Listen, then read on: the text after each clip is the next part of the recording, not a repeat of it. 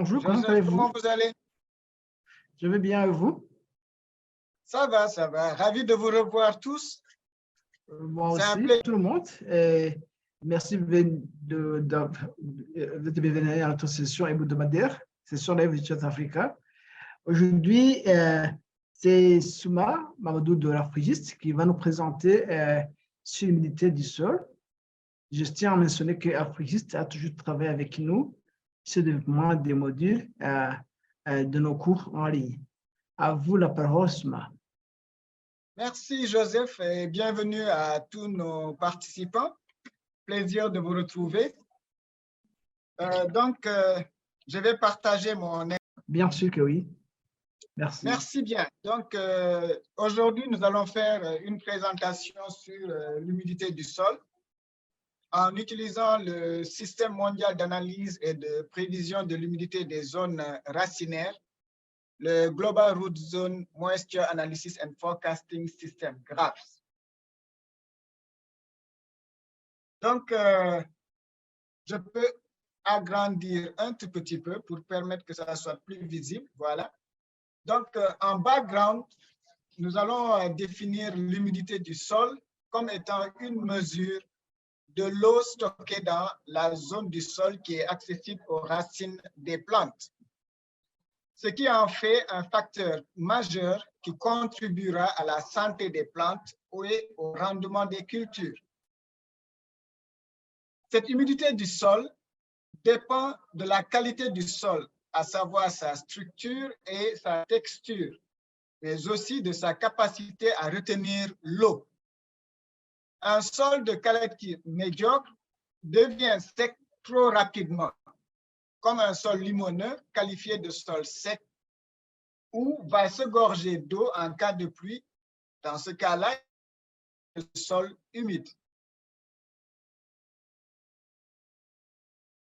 Le taux d'humidité du sol détermine le développement des végétaux, la germination des semences, le développement du système racinaire, la croissance des tiges, la production des fleurs et des fruits. Sec ou humide, les cultures sont difficiles à conduire. Un sol drainé est capable de stocker l'eau nécessaire qu'il porte et d'évacuer l'excès d'eau par infiltration dans le sous-sol pour alimenter la nappe phréatique. Sa structure est ainsi préservée, ainsi que son activité biologique, ce qui permet un enracinement profond des plantes. Le Global Root Zone Moisture Analysis and Forecasting System, GRAFS, est produit par le Centre for Water and Landscape Dynamics.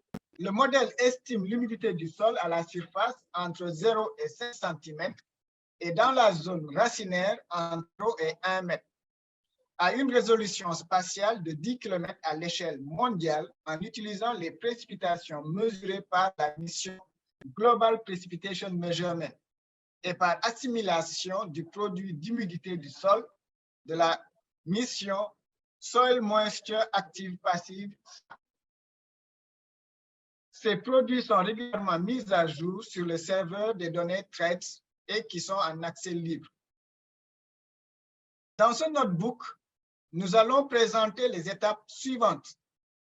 La récupération de l'humidité de surface et de la zone racinaire par le service TRED OpenDAP du NCI. Deuxièmement, comparer l'humidité de précipitation de RA5. Donc, pour démarrer cette activité, nous allons exécuter toutes les cellules du notebook en commençant par la cellule chargement des paquets. À ce niveau-ci, charger des paquets. Par souci de précaution, j'ai déjà exécuté toutes les cellules pour éviter les perturbations de l'Internet. Et on va charger les paquets. Ici, nous avons le matplotlib inline et nous allons importer le pyplot as PLP, le xarray, le NumPy et le DataCube. À partir de Digital Africa Tools, on va charger, on a le load et on va importer également le xarray et le matplotlib pour les représentations. On va utiliser le Digital Earth Africa Tool pour le plotting en important le display map. Le Digital Tool Africa BAM Indices pour faire le calcul des indices et le Digital Africa Tools Data Handling pour importer les images. On exécute cette cellule en cliquant sur Run ou en appuyant sur Shift Enter.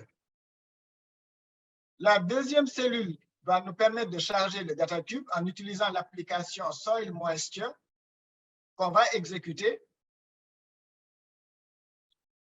Les paramètres d'analyse vont être définis pour déterminer la zone qui va être traitée, considérée. Ici, j'ai utilisé une zone dans le village qui est situé au village de Boum, dans la région de Diourbel, au Sénégal, avec les latitudes de 14 degrés 680 222 et 14 degrés 67 54 61 et en longitude moins 16 302 342 et moins 16 293 333. Et la période qui a été déterminée est située entre 2018 janvier le 31 et 2019 janvier le 31. Donc, on a pris cette période pour faire l'étude sur l'humidité du sol. Donc, on exécute cette cellule et vous voyez qu'on est au niveau de la cellule numéro 3 qui est déjà exécutée. On appuie sur, on exécute également la cellule 4 qui nous permet d'afficher la zone d'étude que nous avons ici dans le rectangle rouge. Donc, ça, c'est notre zone d'étude et vous voyez que c'est une zone agro-pastorale avec les habitations plus les champs disséminés un peu partout. Donc, pour la collecte de l'humidité de surface et racinaire, l'humidité de surface est mesurée par rapport à la condition la plus zone déterminée. L'indice d'humidité du sol de la zone des racines est dérivé de l'humidité relative de la surface. Donc, on va utiliser les fonctions pour charger les données d'humidité du sol. On va charger le load soil moisture en déterminant la latitude et la longitude de la zone. Donc, je continue. Donc, oui, on fait l'interpolation à partir des paramètres surface et root zone et on sélectionne les longitudes à partir de la zone à déterminer. Donc, ici, tous les paramètres ont été identifiés et déterminés en prenant le product name graph topsoil relative wetness, donc la surface, l'humidité relative de surface et l'humidité au niveau des zones racinaires. On a déterminé la période de l'année. Les données vont être chargées à partir de OpenDAP et on va faire une sorte de traitement qui permettra de représenter ces données-là. Donc, on exécute cette cellule qui va correspondre à la cellule numéro 5. On va récupérer les paramètres du sol à partir du site, à partir de HTS pour l'année 2018 et l'année 2019. On récupère également l'humidité du sol au niveau de la zone racinaire pour la période 2018 et pour la période 2019. Ces éléments sont exécutés, donc on a la cellule 6 qui est exécutée, qui est également exécutée. Nous faisons maintenant une représentation graphique et de la zone racinaire durant la période déterminée. On exécute pour déterminer la surface wetness au niveau du sol et wetness au niveau de la zone racinaire. Les éléments d'humidité au niveau surfacique et au niveau racinaire.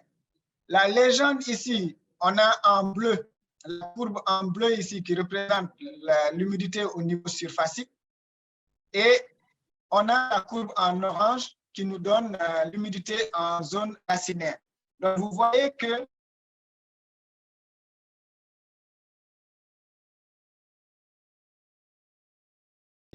le mois, on est durant la phase sèche. Donc, vous voyez que l'humidité de surface est basse, mais il y a un support au niveau de l'humidité racinaire qui est un peu au-dessus. de l'humidité de surface. Donc, ces éléments-là sont liés aux paramètres hygrométriques, la direction, la force du vent, la température, le rayonnement solaire et autres. Donc, ce qui fait qu'on a une humidité racinaire un peu plus élevée que l'humidité de surface. Mais lorsque la saison des pluies commence à s'installer, vous voyez que l'humidité de surface augmente, mais elle est liée également à la périodicité des précipitations dans la zone. Et elle s'accompagne également d'une montée de l'humidité racinaire.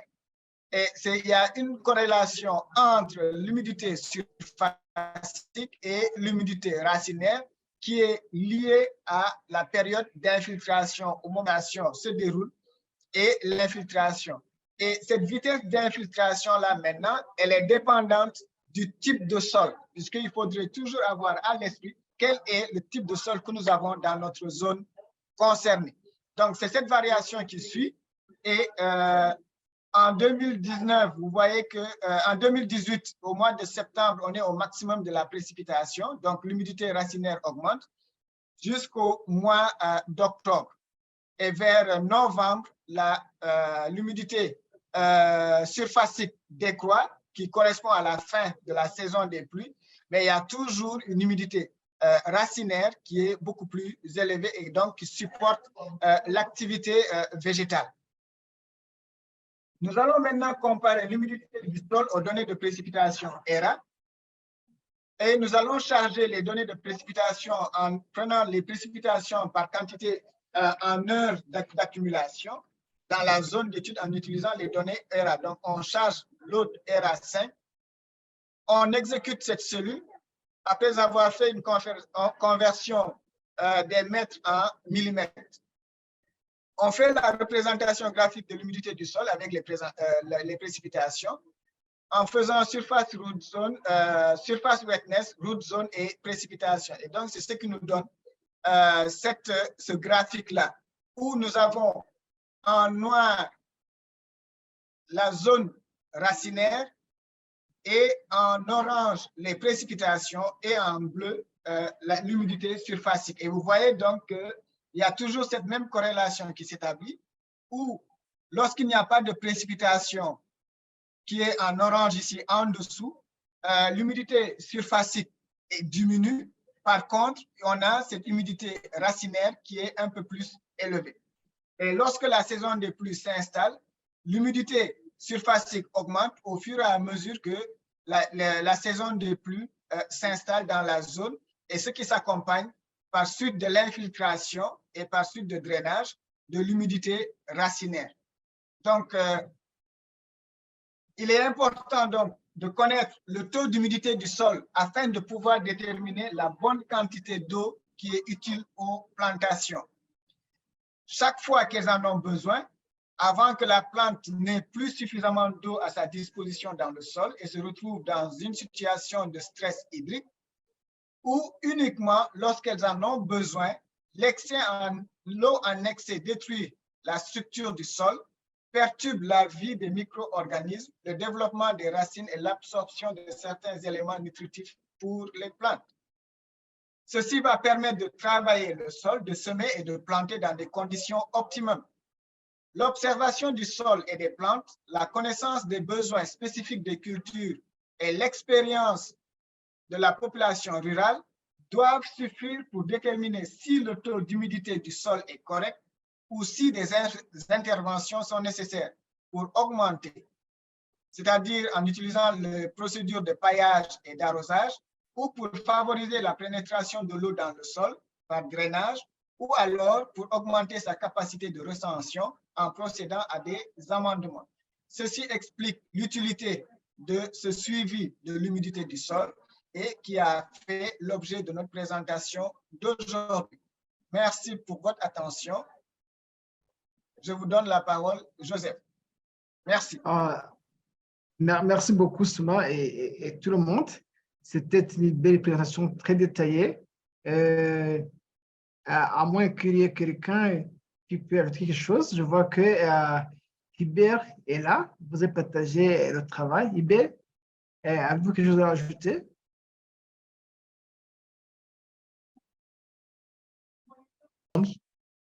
Bonjour. Bien, nous allons maintenant discuter un peu de la désertification. Ce qui est surtout est lié, lorsqu'on parle d'humidité du sol et on parle de désertification, ça veut dire que l'humidité du sol a eu des problèmes. C'est pourquoi nous parlons de désertification. D'accord, donc nous allons discuter un peu en ce qui concerne l'humidité du sol de la couverture fractionnelle. Attendez. De la couverture fractionnée. Nous allons aussi parler de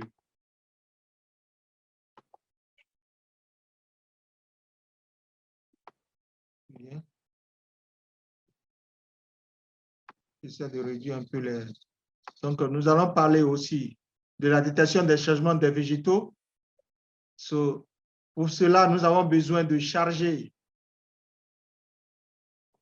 les paquets de Python qui sont import data cube, import nanti, import xarray, ainsi de suite. Et après avoir chargé ces éléments-là que nous avons souvent l'habitude de charger, nous allons maintenant nous connecter au data cube et nous allons avoir à utiliser les paramètres d'analyse. Les paramètres d'analyse que nous avons utilisés, c'est le lat range et le long range, c'est-à-dire nous allons essayer de déterminer une zone dans laquelle nous voulons travailler. Et la résolution va être spécifiée, le référentiel dans lequel nous travaillons va spécifier ça et le temps, la période dans laquelle nous sommes en train de travailler serait spécifiée. Donc, nous allons définir notre zone d'étude qui a une latitude de 447, 447 et 11, 446 et 21. Et la longitude aussi, nous avons le 2, 4 et le 2, 5. La référence, nous avons choisi le EPSG 6933 et la résolution, c'est de moins 30 à 30. La période qui a été définie, c'est le 1er janvier 2015 et le 1er décembre 2020. Cette date a été définie, mais nous allons choisir une date de base qui est égale à le 1er décembre 2017 pour le travail. Ainsi, nous allons exécuter les cellules que nous avons. Lorsque les cellules sont exécutées, nous avons notre zone d'étude qui se trouve ici. D'accord? Et ainsi, cela va nous permettre, connaissant nos zone d'étude actuellement, nous allons essayer de suivre l'évolution de l'humidité du sol et des précipitations au fil du temps dans cette zone-là. Et maintenant, pour pouvoir connaître l'humidité de la surface et de la zone racinaire, nous allons charger le sol moisture de notre zone d'étude. Et maintenant, nous allons sélectionner la portée de la longitude à partir des données et placer sur la grille la plus proche. Nous avons exécuté ces éléments.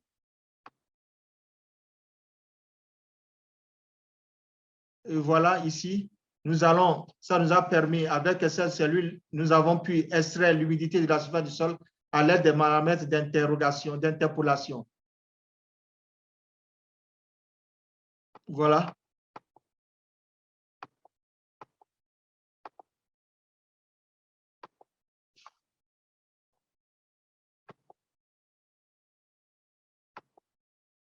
Et lorsque nous avons pu obtenir notre zone racinaire, nous avons représenté cette zone racinaire en montrant une graphe qui a l'humidité de la surface de la zone racinaire au fil du temps. Nous savons que nous avons parlé de 2015 à 2020, décembre 2020. Voilà, nous avons la surface racinaire et la zone racinaire. Au niveau de la surface, en ce qui concerne l'humidité, nous avons le bleu et au niveau de la zone racinaire, nous avons l'orange. En 2015, nous avons constaté en 2015 et 2016, nous constatons que la surface, l'humidité de la surface est à peu près un peu la différence n'est pas trop grande entre ce qui concerne la zone racinaire et l'humidité de la surface. Ici, en 2016 et 2017, nous constatons la même chose. Cette fois-ci, c'est la zone racinaire qui a l'humidité du sol est beaucoup plus élevée comparée à la surface. Et en 2017-2018, nous avons presque le même niveau en ce qui concerne la surface et la zone racinaire. En 2018 et 2019, la même situation en ce qui concerne 2015 et 2016, où nous avons l'humidité qui, au niveau de la surface, qui est supérieure au niveau de la zone racinaire. 2019 à 2020, nous avons une petite légèreté de différence entre la surface, l'humidité de la surface et l'humidité de la zone racinaire. Mais nous avons choisi, nous avons choisi décembre 2020. Donc, en 2021, nous avons constaté que nous avons notre humidité au niveau de la zone racinaire qui est supérieure à l'humidité de la zone surfacique. Maintenant, pour pouvoir comprendre ces éléments, nous avons essayé d'apporter les éléments qui concernent la précipitation et nous avons utilisé les données de ERAS. Donc, les données de précipitation maintenant associées à la zone de surface et à la zone racinaire, on a pu obtenir les données suivantes. Nous avons constaté l'orange, la couleur rose cette fois-ci est la précipitation. Et nous avons la surface, l'humidité du surface qui est en bleu et la zone racinaire qui est en noir. Nous constatons ici, au tout début, entre-temps, lorsqu'on avait montré que la surface était supérieure à la zone racinaire en ce qui concerne l'humidité. Maintenant, nous avons superposé la précipitation à ces deux éléments. Nous constatons ici, puisque la précipitation est en jaune et en rose, disons, et en orange, c'est ce que nous avons dit. Nous avons constaté que la surface et l'humidité de la surface et la précipitation ont presque le même niveau qui est égal à 0,8. Et nous avons l'humidité racinaire qui est un peu plus bas, qu'on peut appeler à 0,70 ou 76. En 2016-2017, nous avons l'humidité de la zone racinaire qui est beaucoup plus élevée, mais la précipitation est totalement en bas. D'accord, qui est à 0,6 en ce qui concerne la précipitation. En 2017-2018, le même phénomène se produit. On a la surface qui est presque au même niveau que l'humidité de la surface et de la zone racinaire qui est presque au même niveau, mais la précipitation est basse. Tout ce que nous constatons, les zones où nous avons la précipitation qui est basse, nous avons constaté que l'humidité de la surface est beaucoup plus élevée comparée à l'humidité de la zone racinaire. Maintenant, nous avons suivi l'évolution de la couverture végétale et du sol nu au fil du temps. Nous allons utiliser le code, nous allons générer un objet de requête à partir des paramètres d'analyse que nous avons définis depuis le haut. Et nous avons chargé toutes les données disponibles de la fonction dcload. Et puis après, nous avons imprimé l'information qui nous a donné les différents éléments que nous avons en ce qui concerne le temps, en ce qui concerne la référence spatiale et les attributs. Maintenant, nous avons masqué les nuages de la zone de la couverture avec les couches de l'observation du Water Observation from Space. Et l'algorithme de démarrage qui tombe en panne en présence d'eau ou de nuages, la couche de caractéristiques Water Observation peut être utilisée pour exclure ces pixels problématiques. Pour plus d'informations sur le masquage binaire, voire le manuel d'application de masque. Donc, nous avons essayé de masquer la zone pour pouvoir éliminer là où il y a les nuages. Donc, nous avons chargé les couches de Wolf de la même étendue spatiale temporelle de notre zone d'étude. Et après, nous avons filtré les images qui sont principalement claires en utilisant un masque de pixels clairs. Ici, nous avons représenté un sous-ensemble de masques. Nous avons le temps de 2015, le janvier 2015. Nous avons la première présentation qui nous montre ici. Nous avons ici la légende d'abord. Pour pouvoir lire, nous avons la légende où nous avons, lorsque c'est violet, c'est à 0,0 et lorsque c'est vert, nous avons de 0,4 à 0,6. Lorsque c'est bleu, c'est de 0,2 à 0,4 et la couleur jaune en partie de 0,8 à 1. Ainsi donc, nous avons regardé en ce qui concerne le premier en janvier, nous avons constaté que l'humidité en ce qui concerne est beaucoup plus présente, est beaucoup plus prononcée. D'accord? Et en 2015, en janvier 2015, toujours en janvier, voilà ce que nous avons observé. Tout est en janvier d'ailleurs. Nous avons observé, et ici c'est 2015, en février 2015, nous avons obtenu une augmentation en ce qui concerne l'humidité. Si nous souhaitons, nous pouvons conserver les scènes les plus claires en calculant le nombre de bons pixels par scène et en appliquant un seuil. Ainsi, pour pouvoir mieux calculer, nous avons appliqué un seuil de 0,95 et nous avons pu rééchantillonner l'ensemble des données en utilisant la fonction fsclear.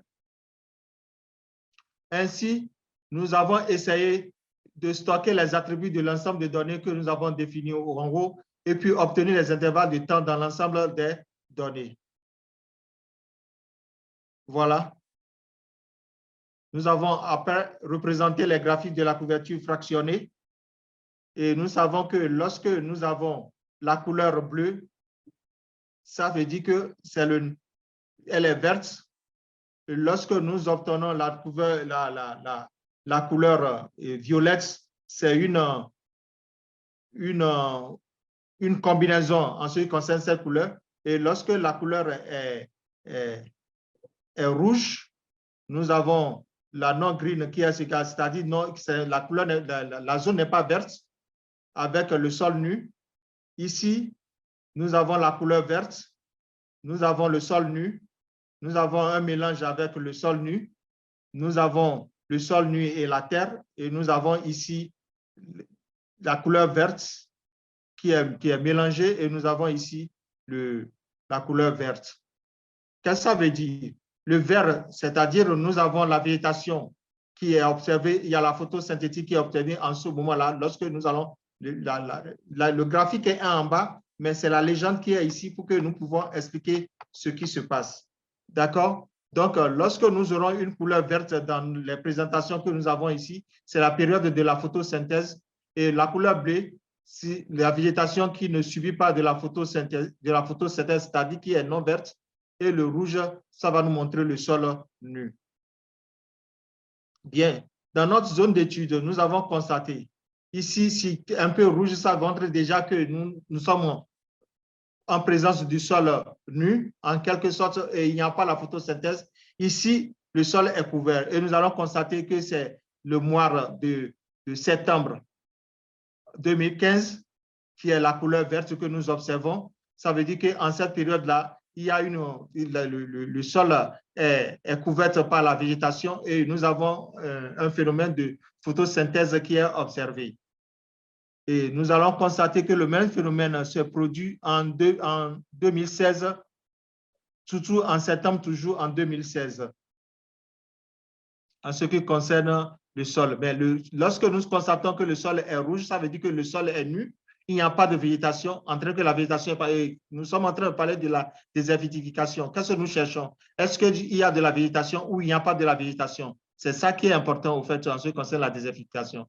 Donc, nous avons constaté que la désertification, lorsque nous regardons, nous avons une vue synoptique de la situation, nous allons constater qu'on a plus de pixels qui soient rouges ou bleus, où la photosynthèse n'est pas observée, comparé à la période où nous avons la végétation dans notre zone d'étude. Vous avez constaté. Et en 2018, nous allons constater que entre en octobre 2018, nous avons constaté que la zone est réellement verte. Et la même chose à partir de 2018, lorsque nous évoluons en novembre, on commence à comprendre une baisse en ce qui concerne l'activité de la photosynthèse de la plante. Ici, ça commence à diminuer jusqu'à arriver en janvier 2019. Ainsi, nous pouvons affirmer en 2020, voilà la situation en 2020. Nous avons constaté que c'est seulement dans le mois d'août et le mois de novembre que nous constatons qu'il y a ici d'abord déjà en mois de juillet, on a constaté qu'il y a des phénomènes de photosyntèse qui commencent à se produire. Ici, ça augmente, ici, c'est arrivé à la phase optimale de production végétale. Mais automatiquement, ça commence à baisser. Ça veut dire qu'il n'y a plus d'eau qui arrive en ce moment-là. Parce que plus il y a d'eau, plus la production végétative continue. Mais à ce niveau-là, il y a une baisse, ce que nous avons souvent constaté durant tout le temps. Donc, si nous prenons en 2020, comparé en nous prenons 2020, au début de 2020, nous avons ici 2019, ça c'est en décembre, ici c'est janvier, ici c'est février, mars, nous avons avril. Nous avons constaté qu'il n'y a pas de production végétative, que nous constatons que le sol est nu. Et même pas d'activité photosynthétique à ce niveau-là. Donc, c'est en août que nous avons commencé à constater qu'il y a un développement de végétation qui a commencé en juillet et allant à août et ça s'arrête en novembre. Donc, pour cela, nous avons calculé la couverture fractionnée moyenne dans le temps. Et qu'est-ce qui s'est passé? Nous avons cette graphe, lorsque nous avons calculé ça, nous avons le bleu.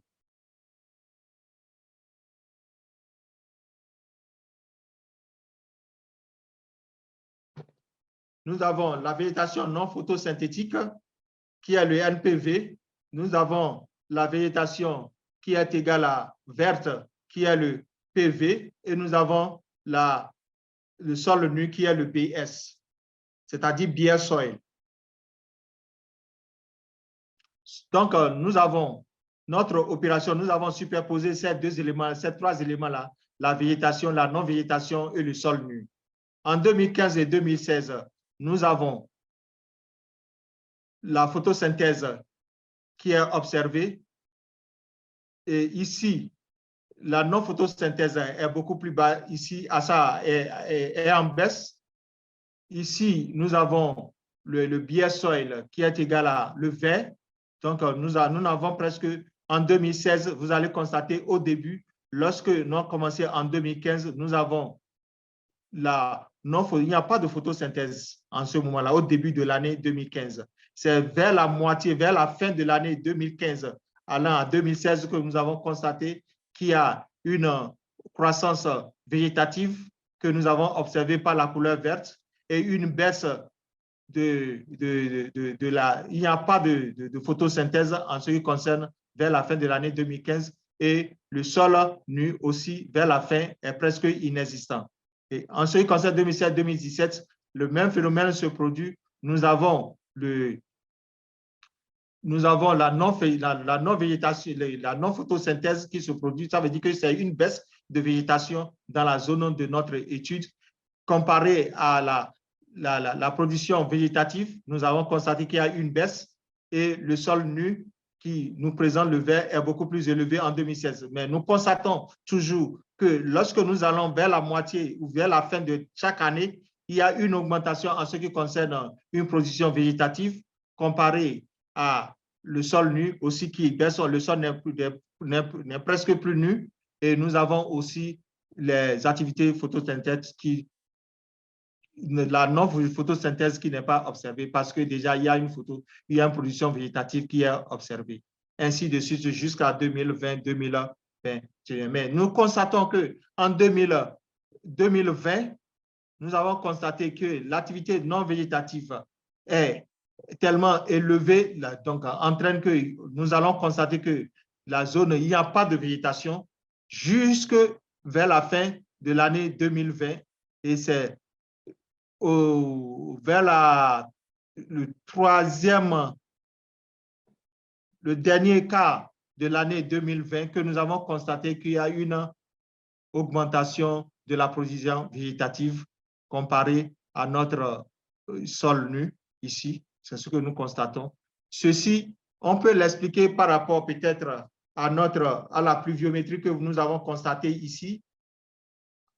Ici, nous avons constaté ici, dans notre graphe du haut ici, nous avons constaté ça au niveau de 2020. Nous avons constaté ici que la pluie est très faible. D'accord? Donc, ce qui montre que la production végétative ne serait pas visible. Voilà la situation. Si on lit ce que nous avons lu ici, à la précipitation dans notre zone d'étude. Maintenant, nous avons détecté les changements au niveau de la végétation. Nous avons notre code ici que nous allons exécuter en ce qui concerne la détection du changement. Et nous avons pu afficher les exemples de pas de temps en couleur. Nous avons ici, en ce qui concerne le changement de temps, en 2015, en janvier 2015, et ici, nous avons en janvier 2017. Qu'est-ce que nous constatons? Ici, vous allez constater ici, nous avons vu qu'il y a presque la couleur ici n'est pas très foncée comparée à cette couleur en 2017.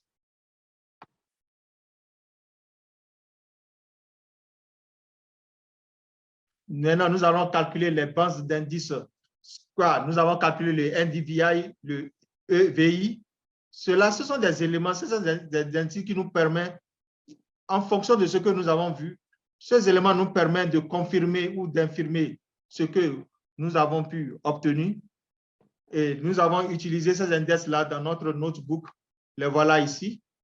Nous avons le NDVI qui a été calculé ici et le EVI qui a été calculé, le NDVI, voilà. Et nous avons exécuté cette cellule. Donc voilà, nous l'avons exécutée. Et nous voilà ici avec notre NDVI en ce qui concerne en 2015 et 2016. Nous allons constater que la valeur au début de l'année 2015 est égale à en dessous de 0,3, sinon 0,212. Et nous allons constater vers la fin de l'année 2015, allant vers 2016, nous avons observé une augmentation en ce qui concerne notre NDVI. Voilà.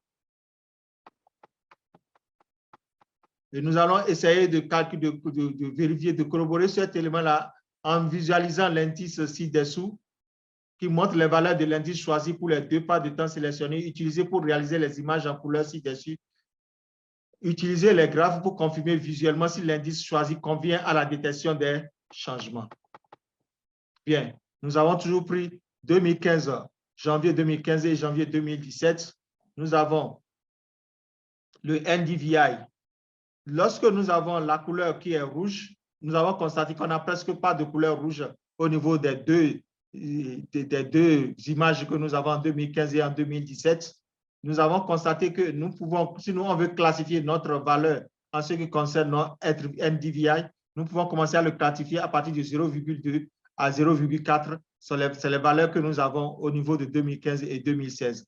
Nous allons constater qu'au niveau de 2017, il y a une prononciation de beaucoup plus foncé en ce qui concerne les couleurs. Ça veut dire que la végétation est constatée est beaucoup plus élevée. La production végétative est beaucoup plus élevée ici comparée à la période de 2015. Nous avons effectué un test d'hypothèse, le non-nul hypothèse et l'alternative hypothèse. Aucun changement ne s'est produit lorsque c'est nul. Et lorsqu'on a l'alternative hypothèse qui est H1, c'est qu'un changement s'est produit. Nous allons préparer les échantillons. Pour pouvoir faire ça, qu'est-ce que nous avons fait? Nous avons effectué le test. L'échantillon total sera divisé en deux. En ce qui concerne respectivement les données avant et après la date que nous avons choisi, la date de base. Ensuite, nous pouvons tester une différence dans l'indice de végétation moyenne, soit le NDVI ou le EVI. Entre les échantillons pour chaque pixel de l'échantillon dans cette étape, nous faisons également des composites moyennes pour les deux échantillons, ce qui sera utile plus tard pour visualiser la comparaison. Nous avons préparé les échantillons en utilisant ce code que nous avons exécuté. Maintenant, après avoir créé, nous avons enregistré les coordonnées pour construire les objets de la matrice de SRE. Après ça, nous avons testé le changement en effectuant le test T sur les échantillons post-base et les échantillons de base.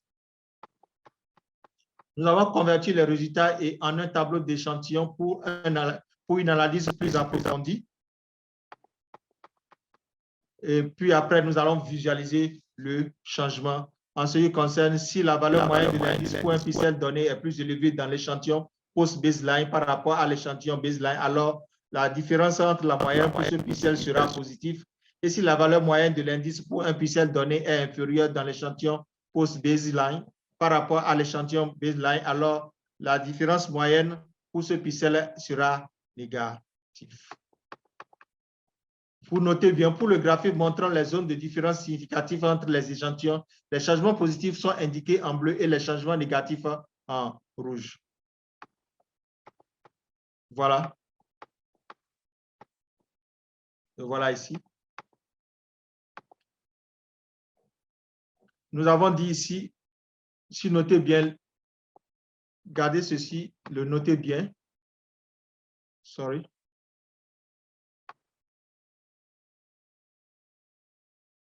Nous avons dit ici, pour le graphique montrant les zones de différence significatives entre les échantillons, les changements positifs sont indiqués en bleu. S'il y a un changement, vous allez constater qu'il y a un changement positif, vous allez constater que nous avons la couleur bleue. Et si le changement est négatif, nous avons la couleur rouge. Pardon, Souma. Pardon, Hubert. Oui. Vous avez encore 2 minutes ou 3 maximum. J'ai encore oui, merci. 12 minutes, je crois. On aura le temps pour discussion un peu. Et si vous terminez dans 3 minutes, je pense que ça va aller bien. Oui. D'accord. Donc, nous avons la couleur bleue. Nous allons constater ici que nous avons des couleurs bleues. Il y a un truc significatif à ce niveau-là. Ici, on n'a presque rien. La couleur, elle est violette. En ce qui concerne par rapport à cette année que nous avons fait l'analyse. Et celle-ci aussi, nous avons fait la même analyse. Or, nous avons la déforestation à ce niveau. Calculer le pourcentage de changement. Nous avons calculé le pourcentage de changement. Le voilà ici. Nous avons exécuté, nous avons 0,08% de pixels qui nous donne l'impression d'avoir un changement dans la direction de là où nous allons. Et nous avons 0,03% de pixels qui ont observé la déforestation. Nous avons comparé l'humidité du sol, les précipitations et la couverture fractionnée pour mesurer la désertification. Et voilà, ici, comparaison des sols, de l'humidité du sol, de fractionnat Kova et de la précipitation. Vous allez constater en légende, le bleu, c'est la surface, l'humidité du sol, le vert, c'est comment on appelle-t-on, le fractionnat Kova, et le jaune, c'est la précipitation. Donc, le bleu, en ce qui concerne notre graphe, en ce qui concerne le sol, nous allons constater la précipitation toujours. Et là, voilà ce que nous avons. Comme on a 3 minutes, il faut que j'évolue encore. On a presque fini, d'accord? Donc, ça pourra me permettre d'expliquer un peu cet élément-là. La surface d'humidité, en ce qui concerne notre zone d'étude en 2015, nous avons le bleu et la précipitation qui sont presque au même niveau. Ça veut dire que la surface est humide pendant la période de pluie. Et nous avons, en ce qui concerne le fractionnage Kova, nous avons le vert. Même si le fractionnat Kova aussi est élevé ici en 2016. Et nous allons constater, là où on avait constaté une augmentation en ce qui concerne une baisse en ce qui concerne la précipitation, nous avons constaté que le fractionnat Kova est élevé ici et la surface d'humidité du sol est aussi élevée à ce niveau-là en 2020-2021. Merci pour votre écoute, pour votre attention. Donc, à vous. Merci beaucoup, Yazemi, pour la présentation détaillée. On avait déjà remarqué qu'au sein du centre afrigiste, les gens collaborent. Vous voyez que ce que Souma et Yazemi nous avaient préparé, c'est bien, très pédagogique. Bien sûr, vous voyez nos contacts, c'est là, ici, nos réseaux sociaux, notre site web. vous pouvez aller là-bas et avoir des présentations sur notre lien YouTube. Ce que nous faisons là-bas après quelques minutes. Alors, Maud, on peut participer à notre session hebdomadaire.